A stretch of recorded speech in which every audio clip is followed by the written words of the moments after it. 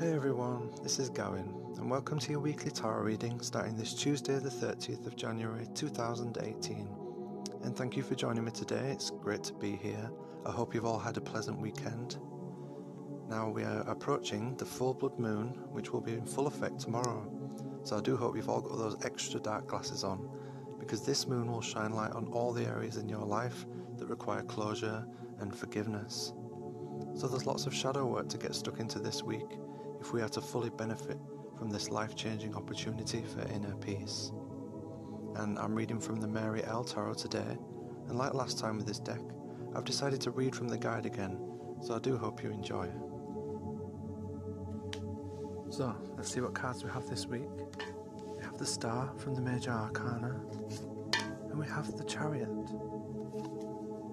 and the Nine of Wands. Now let me just get these lined up. So we begin with the Star from the Major Arcana, and this card starts with an Eskimo proverb. Perhaps they are not stars, but rather openings in heaven, where the love and passion of our lost ones pours through and shines down upon us for eternity. Now the star is a messenger of hope, and throughout life we build this idea of self. From the time we are the smallest babies, we learn and build, stone by stone, our ego, our protection, our house, our self. The nature of the creation and destruction cycle, or if you can imagine, the Taoist yin and yang symbol, is that creation follows destruction, and destruction follows creation. So, when one is born, the other is always forming from within it.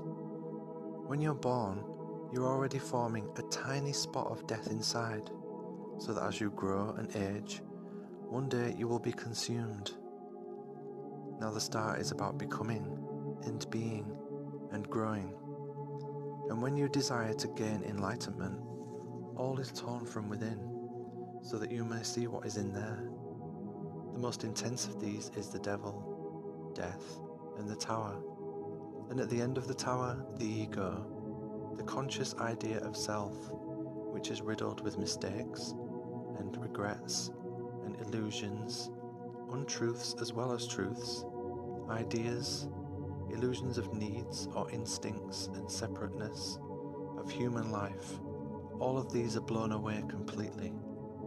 The earth is blown away, the light is exposed, and when all of the shells fall, when you find you cannot stand on that light anymore, and you fall through the illusions that is self and life on earth, and everything you know or knew begins to vanquish and disappear, all will become black and empty, and then, alone will be a single light, and that is truth. That is home. It is one. It is the star, your soul. In the blackness that was the tower, the star will guide you home. It is in the darkness that the stars shine brightest. You need chaos in your soul to give birth to a dancing star.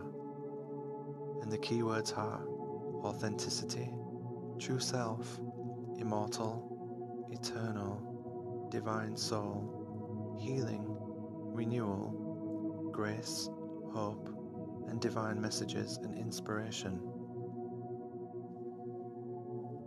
Now we have the Chariot from the Major Arcana, which starts with a poem by Goethe.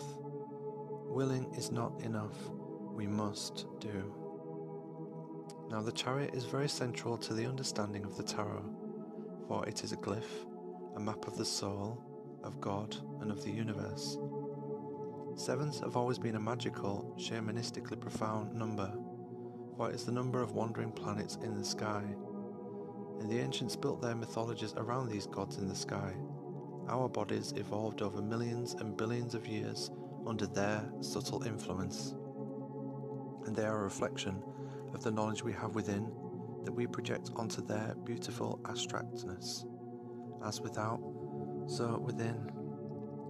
Plato described the chariot as a metaphor for the soul in three parts: a black horse, a white horse, and the chariot, which is reason, that lashes them together and drives them.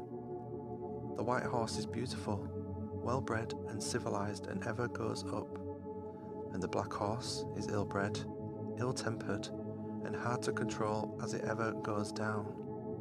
The chariot must balance these energies within himself and drive them, with great difficulty, into the world of the gods, where he can hopefully glimpse the ultimate truth, if even for a moment, before he once again loses control, as the horses are very difficult to control and crash back to earth. Now few souls ever achieve this, and according to Plato, it takes many lifetimes. An old soul with the understanding of an artist or a philosopher to achieve this level of self-knowledge and mastery. And to glimpse this ultimate truth even for a moment is enough to transform you completely and make you an initiate. Even after you crash, and as humans you will crash, you will be forever changed. Now the chariot is very important as it symbolizes the dual mind. It forms the language of our subconscious, these symbols, and it's the foundation of our being that lies below waking consciousness, ever there, ever informing us and directing us, and colouring our thoughts and feelings, telling us what to be attracted to or repulsed by, and feeding us dreams and inspiration, emotions and thoughts. This is a blueprint for the creation of every little bit of our body and a roadmap for life and directions for traversing it in a way that has been most successful. And this is all given to us by God, our Creator, and our parents, and it's very powerful. Now take control of your chariot, of your own soul. Go with your free will and do your purpose in life. Keep an open heart and know that you're in control of your own journey.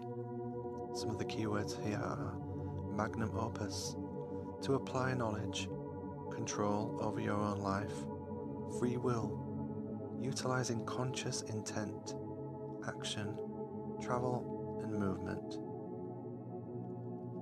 Now we have the Nine of Wands, and the Nine of Wands is not tame, it is bold and brilliant, and you, as a master of the self, can channel the immense and dangerous powers of your inner fire.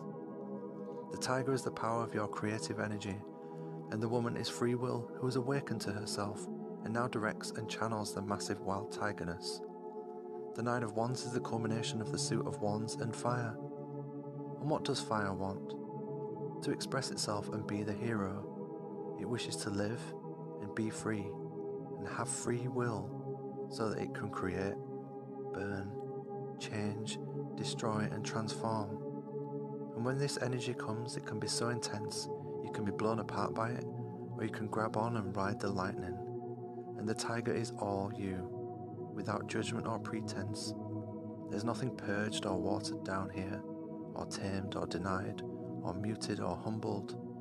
This is your unique nature and purpose, power and energy, and you are the living crest of a million-year-old wave. You are not a victim of circumstance. All of the challenges and trials and mistakes are all part of your wisdom, and it hasn't always been a happy journey, but it's been a powerful and transformative one. Great people don't have to be rich, great people don't have to be happy, and great people don't have to have great parents. Great people can suffer greatly, and great people follow their will. They do what they must, and they are who they are completely. The alchemy is all within you and reverberates out from you. The fire comes from inside. The tiger of your will is awake and chomping at the bit. So be fearless in your authenticity and be fierce in who you are. Breathe fire with every word and let charisma be your thunder.